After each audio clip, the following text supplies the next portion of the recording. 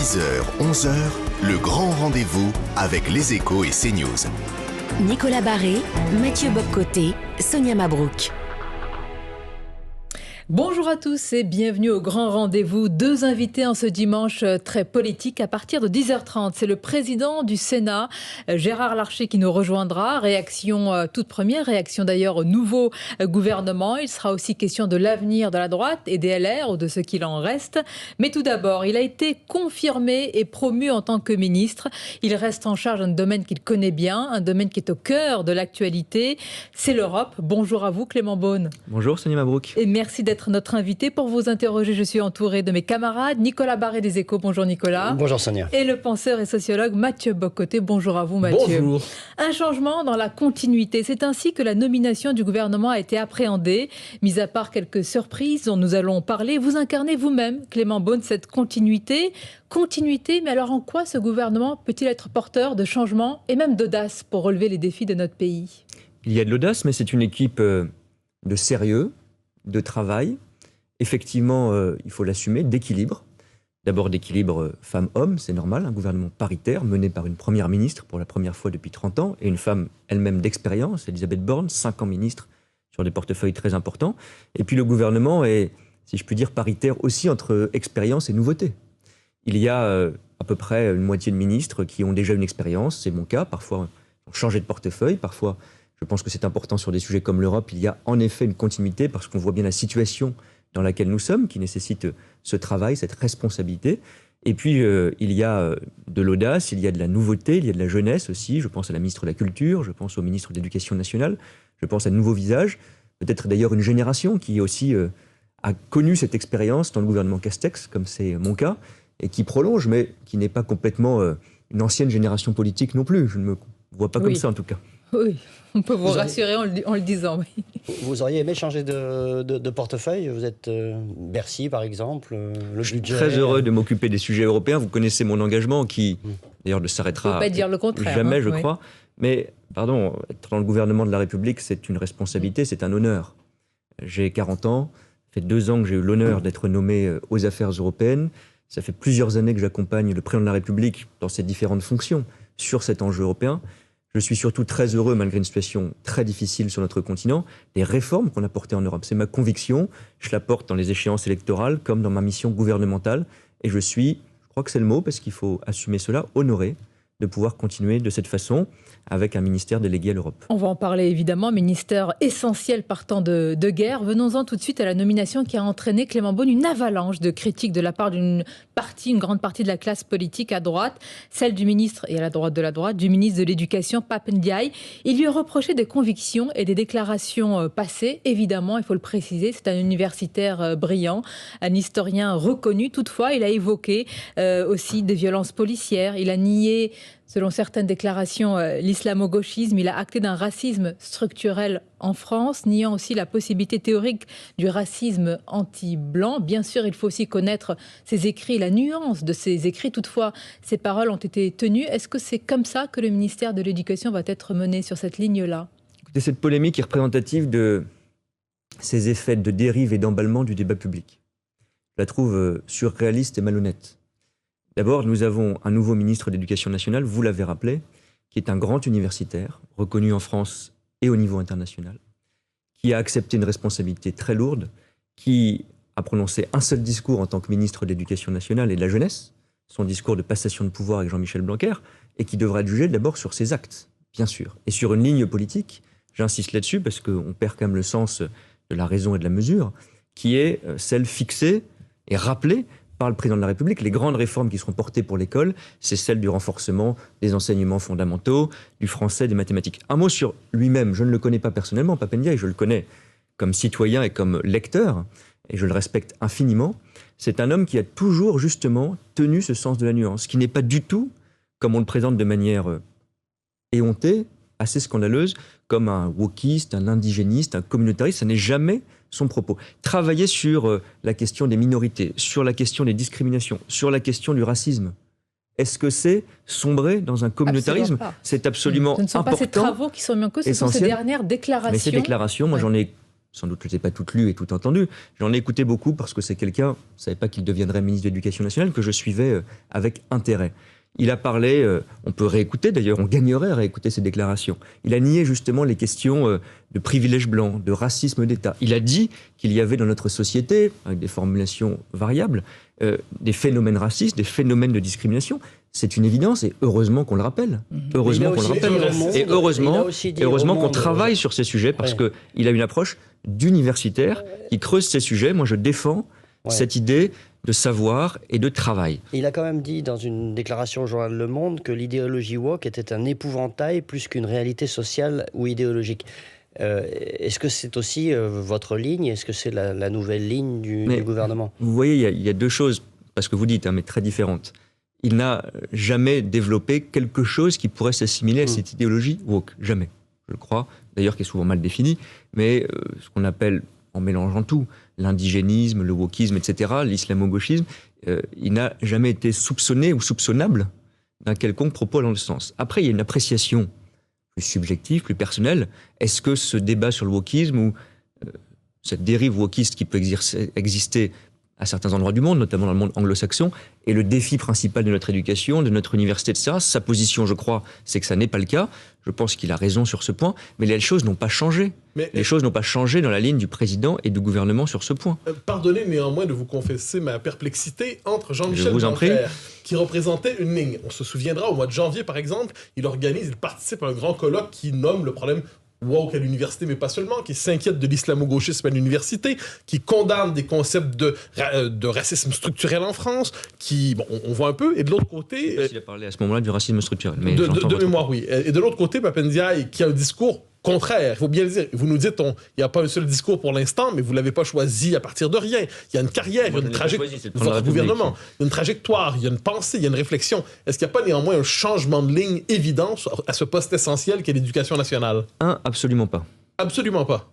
Mais absolument parce que donc, regardez... il y a une continuité entre Jean-Michel Blanquer et M. Pap Ndiaye. Je veux parler quand même du fond, je ne vais pas être trop dans le détail de toutes les mesures, mais ce qu'a porté Jean-Michel Blanquer, qu'on a lui-même souvent caricaturé, c'est une école républicaine, c'est une école sociale et de la justice sociale, le dédoublement des classes, c'est aujourd'hui le renforcement qui est prévu dans le programme qui sera appliqué par Pap Ndiaye de l'enseignement du français et des mathématiques à l'école primaire et en 6e, donc les savoirs fondamentaux de cette école républicaine de l'égalité des chances. Donc c'est ça le fond. Ensuite, il y a des nuances de sensibilité, d'expression. Je ne vais pas vous dire que ce sont les mêmes personnes. Là, on est dans les nuances entre ces deux personnalités. C'est vraiment les nuances. Il a été présenté comme l'antithèse de Jean-Michel Blanquer. Moi, je crois que sur le fond de l'action, il y aura beaucoup d'éléments qui seront similaires sur cette égalité des chances, sur cette justice sociale. Et puis après, dans l'évaluation, qui honnêtement me semble pas être le cœur de la mission d'un ministre de l'Éducation nationale avant ou après. Dans l'évaluation de ce qu'est le wokisme, de ce qu'est l'indigénisme, de ce qu'est le communautarisme, ils n'ont peut-être pas la même appréciation. Bon. Mais ce qui est très... oui. D'accord. Donc vous le reconnaissez quand même. Parce que là, on est parti de... C'est la même ligne. Ils n'ont peut-être pas la même appréciation. Sur le fond de la politique éducative. Ensuite, que les personnages dans les ministères n'aient pas les mêmes parcours, les mêmes sensibilités exactement, peut-être. Mais l'intérêt, c'est la ligne de fond et de réforme. Et surtout le plus important, face à un procès que je trouve extrêmement délirant, injuste, et avec, disons-le... Pourquoi un procès délirant? Mais parce que quand vous voyez le déchaînement, alors ce sont les réseaux sociaux de nos jours, de l'extrême droite.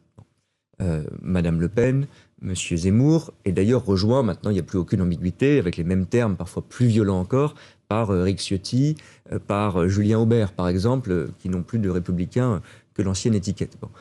Qui explique que c'est le refus de l'identité française, le refus d'une histoire de France fière, que c'est une dérive wokiste indigéniste, ça je le conteste à 100%. Ce n'est jamais ce qu'a dit Pap Ndiaye. Je ne suis pas son porte-parole. Relisez ou relisons ses propos ou écoutons-les de nouveau. Ce n'est jamais été la ligne. Nous l'avons fait et c'est libre aussi en grande partie. Pour l'avoir lu, pour l'avoir écouté, plusieurs des critiques qui sont formulées pour l'instant sont tout le moins audibles. On peut les entendre.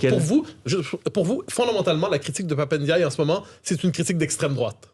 Mais je vais vous dire, je constate qu'il y a un débat. On peut critiquer sans faire traiter de raciste. Mais évidemment, on peut critiquer tout ministre, on peut critiquer ma ligne sur l'Europe, le parcours universitaire de Pap Ndiaye, ce qu'on veut, bien sûr, ça c'est le débat démocratique. D'abord, je suis surpris quand même, en quelques heures, par le nombre de spécialistes de l'œuvre universitaire immense de Pap Ndiaye. Bon. Tout le monde, manifestement, l'a lu en détail, l'a écouté depuis de longues années. Marine Le Pen, Éric Zemmour, etc. Je ne savais pas qu'ils étaient aussi experts de l'œuvre universitaire internationale de Pap Ndiaye. Voilà, pour l'ironie. Non, mais c'est vrai, parce qu'il faut quand même du sérieux. Il y a de l'ironie, je vous le confesse, mais il faut quand même un peu de sérieux quand on attaque, politiquement et personnellement, un homme qui n'a encore pris aucune mesure en tant que ministre. C'est quand même pas rien pour le gouvernement de la République. Bon, et puis je pense en effet qu'il y a de la caricature et que les propos de M. Bardella, de Mme Le Pen, etc., ne correspondent en rien à la réalité. Et puis il y a un déchaînement, au-delà de cela, il y a un déchaînement sur les réseaux sociaux. On connaît bien les phénomènes. Mais restons sur la politique. Non, mais c'est quand même très important, qui sont des milliers de tweets, de commentaires, qui parfois ont une connotation, disons-le franchement, xénophobe. Alors en vue des législatives. Il a été félicité par Jean-Luc Mélenchon, une grande partie de la France insoumise, Papa Ndiaye. Vous critiquiez les critiques, justement, en tout cas les attaques venues, dites-vous, de l'extrême droite. Il y a aussi quand même une partie des éloges venus de la gauche, l'extrême gauche, si vous l'appelez ainsi. Et quel signe y voyez-vous? Est-ce que Papa Ndiaye est une nomination en vue des législatives pour capter les voix mélenchonistes? Pas du tout, d'abord parce que je crois bien, je ne suis pas le président de la République ni la première ministre. Papa Ndiaye n'a pas vocation à rester que pour les élections législatives. Il n'est d'ailleurs, je ne crois pas, candidat aux élections législatives. Donc c'est une mission qui s'inscrit dans la durée. Et je me bats pour qu'on puisse donner une majorité à ce gouvernement.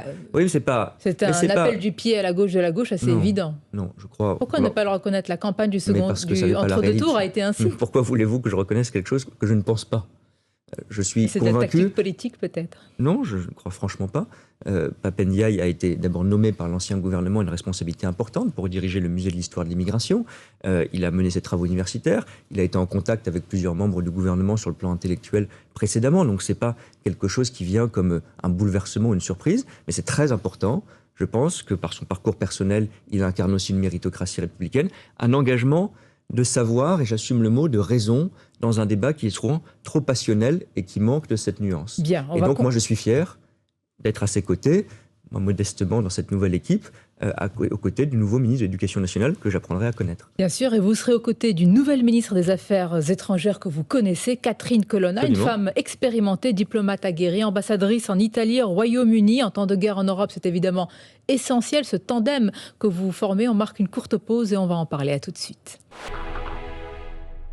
Le grand rendez-vous se poursuit en direct sur Europe 1 et CNews. Notre premier invité, il a été confirmé, promu au sein du gouvernement ministre de l'Europe, aux côtés de Catherine Colonna, nouvelle ministre des Affaires étrangères de l'Europe, femme expérimentée, diplomate aguerrie, ambassadrice en Italie, au Royaume-Uni. Évidemment, en temps de guerre, c'est essentiel. Clément Beaune, en quoi son profil peut-il ou va-t-il faire la différence? Catherine Colonna est une femme d'expérience, vous l'avez dit, que je connais bien, qui a d'ailleurs exercé les responsabilités de ministre des Affaires européennes dans le gouvernement de Dominique de Villepin. C'est à la fois une diplomate, une grande diplomate, ambassadrice de France, qui a exercé les plus hautes responsabilités de notre diplomatie.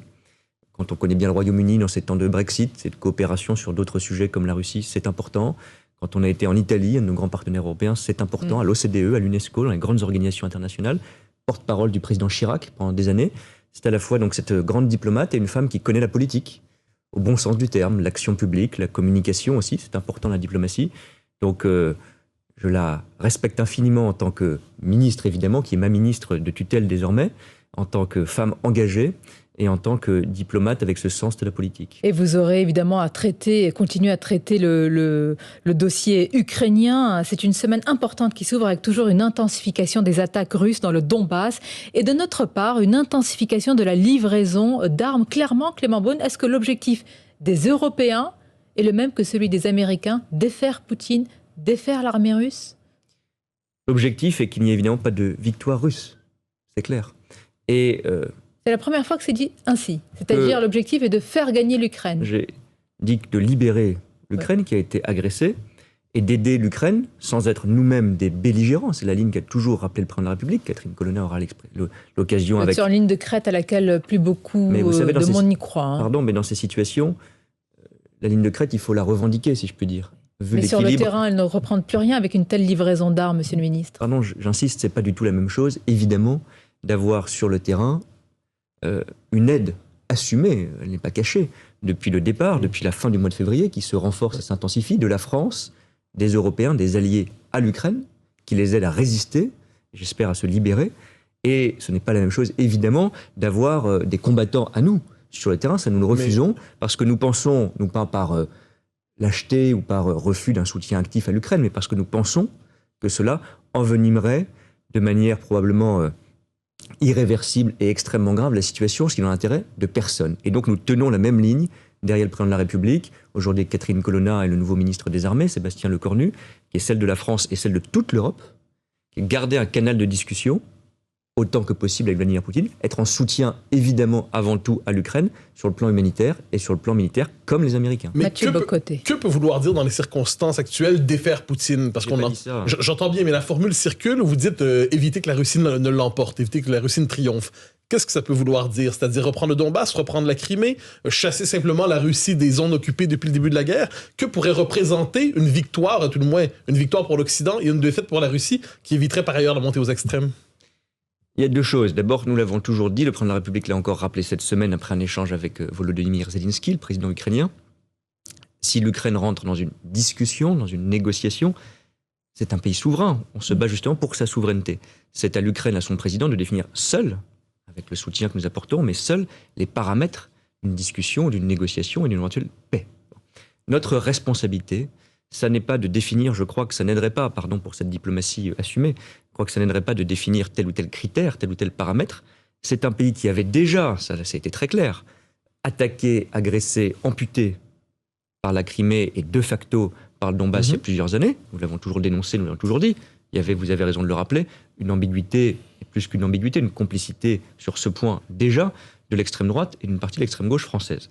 Et aujourd'hui, face à une agression insupportable et supplémentaire, de donner à l'Ukraine tous les moyens de sauvegarder tout son territoire. Après, M. Zelensky, s'il parvient, s'il souhaite, et si c'est possible, puisque les tentatives diplomatiques à l'égard de la Russie n'ont pas marché aujourd'hui, avoir une discussion et des paramètres de paix, d'apaisement, de sécurité, c'est à lui de les définir. Face à la menace russe, la Suède et la Finlande veulent adhérer à l'OTAN. Est-ce que... Première chose, vous pensez que ça peut être perçu par la Russie comme une provocation? Et deuxièmement, est-ce que la Turquie peut bloquer indéfiniment cette demande d'adhésion? Alors d'abord, c'est très important ce qui se passe avec la demande d'adhésion formellement déposée il y a quelques jours par la Suède et par la Finlande. Ça n'était pas leur position historique. Du côté de l'OTAN, il y avait toujours, puisqu'on a beaucoup parlé de l'élargissement de l'OTAN, il y avait toujours, c'est dans les statuts de l'OTAN, une politique dite de porte ouverte qui pouvait s'appliquer, c'était beaucoup fantasmé, instrumentalisé par la Russie à d'autres pays comme l'Ukraine, mais surtout à des pays qui étaient sur le sol européen non membres, comme la Suède et la Finlande. Aujourd'hui, M. Poutine a réussi cette formidable prouesse d'unifier les Européens et de changer la géopolitique européenne pour plus d'unité et de fermeté. Ils veulent, ces deux pays, rentrer dans l'OTAN. Ils sont les bienvenus, nous voulons qu'ils rentrent. Ça n'est pas une provocation, il ne faut quand même pas inverser les choses. Monsieur le ministre, vous dites nous, Européens, mais ils cherchent surtout la sécurité américaine. Alors j'y viens, l'OTAN, c'est surtout que les États-Unis. Mais c'est quand même c'est d'abord les États-Unis. Mais c'est quand même très important parce que moi, le mot de provocation me met en quelque sorte en colère. Parce que c'est une forme de déresponsabilisation de la Russie de M. Poutine. Provocation, de quoi tout cela vient-il? Du fait que M. Poutine a agressé sans aucune justification l'Ukraine. Non, mais je sais que vous ne pensez pas le contraire, mais je précise que M. Poutine a agressé sans aucune justification et de manière monstrueusement brutale l'Ukraine depuis le 24 février. La réaction, je le comprends et nous les accueillons volontiers, c'est que la Suède et la Finlande veulent aujourd'hui rentrer dans une organisation... Quitte à avoir une frontière de 1300 km désormais, hein, c'est bien ça, de la Finlande, avec la Russie, c'est-à-dire c'est ça... Non, on pose la question, c'est-à-dire que là, il pourrait y avoir face à face des soldats russes et des soldats de l'OTAN. Ça n'est pas le cas aujourd'hui, et il y aura toujours, c'était la Finlande et la Suède de le dire, ils ne sont pas encore membres de l'OTAN, il y aura évidemment le souhait de ne pas être dans aucune provocation qui pourrait être instrumentalisée, mais ça n'est pas le cas aujourd'hui. Ils veulent adhérer. C'est une des raisons pour lesquelles la Finlande, historiquement, avait voulu garder une forme de neutralité et de distance raisonnable, si je puis dire, à la Russie sur le plan géopolitique, parce qu'elle a une frontière avec la Russie, parce qu'elle sait ce que c'est que la menace russe. Aujourd'hui, la Finlande pense que sa protection meilleure, c'est l'OTAN.